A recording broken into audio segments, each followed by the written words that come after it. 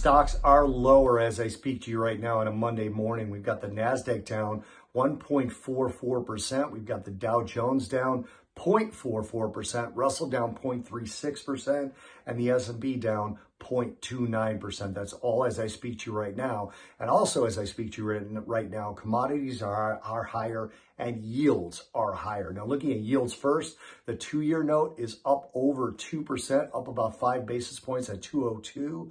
We've got the 5-year up about 9 basis points at 223. 10-year right at that same level, up about 9 basis points at 223. And the 30-year up about 7 basis points at 249. We've got a slight steepening of the curve between the 2s30s and the 2s10s from Friday's settlement. But we have an inverted yield curve on the 7-year to 10-year and the 20-year to 30-year, and a completely flat yield curve, 5s to 10s, both of those, as I mentioned, at 223.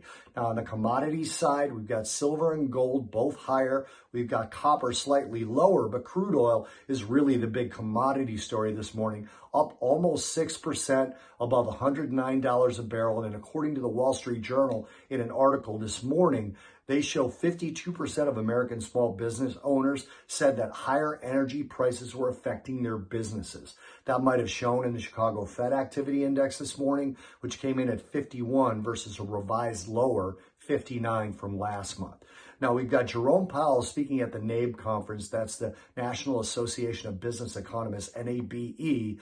And he comes after some pretty aggressive Fed speak last week, but a little moderating of that from Raphael Bostic this morning. Bostic said the goal of the Federal Reserve monetary policy is to get the policy rate up to neutral as quickly as possible, but he also didn't say he would support more aggressive 50-point rate hikes like we saw out of St. Louis Fed President James Bullard last week. The Fed estimates that a 2.4% Fed funds rate is neutral and does not boost growth or dampen demand. Now, looking ahead, we've got Nike earnings today to look at. We've also got President Biden speaking to EU leaders. And then tonight, we've got Japan's final coincidence index. And tomorrow, we've got Fed Governor Bowman speaking.